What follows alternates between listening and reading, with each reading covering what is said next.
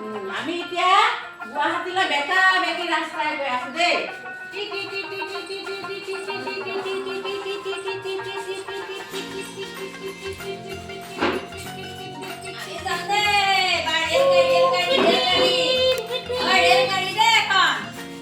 গৈ থাকা।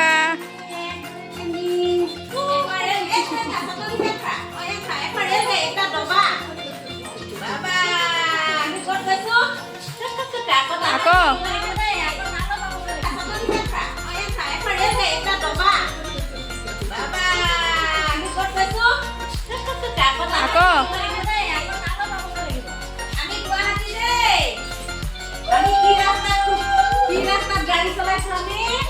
বেকা বেকে পাহাৰৰ একা বেকা দীঘলীয়া বাট